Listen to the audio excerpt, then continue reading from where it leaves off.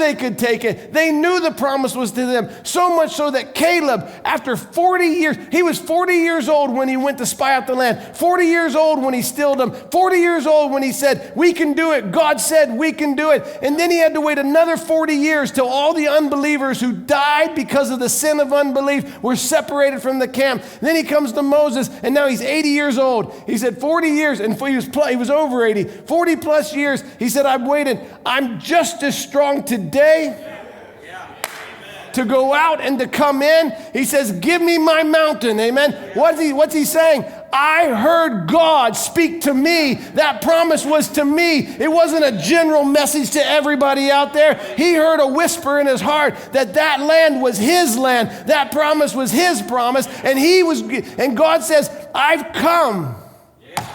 He said it through Moses' voice, but he vindicated Moses as the voice.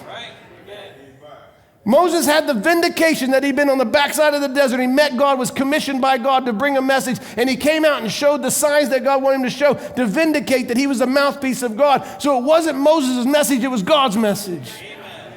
Amen. And God's message found its home in two people.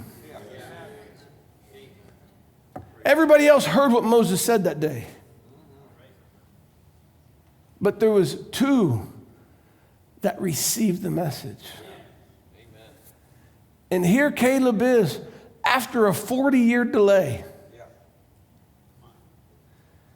And he still knows what he heard while he was in Egypt is still the truth. Because here's what Caleb heard. Or here's what he didn't hear. I'm taking a group of people over to the promised land, and I'm taking a group of people and I'm giving them the promised land. No, that's not what Caleb heard. What Caleb heard is, I'm calling you out of Egypt and I'm taking you to the promise of your fathers and I'm giving that land to you.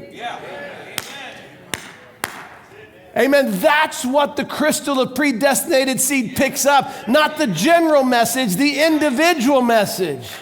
To you, it's you. I've promised this to you. Caleb couldn't die. Amen. He had already received the message. It was to him. He knew that God had told him, I'm going to bring you out with a mighty hand. I'm going to take you to the promise that I promised to your fathers, and I'm going to give you this land. Listen, that's how we've got to hear this message, friends. We've got to hear it. It's got to speak to the crystal, the seed, amen, to the real us down on the inside. And it doesn't matter how long we wait or what we see or how many compadres die in the wilderness. It does not matter because I heard the message to me. It was to me. Amen.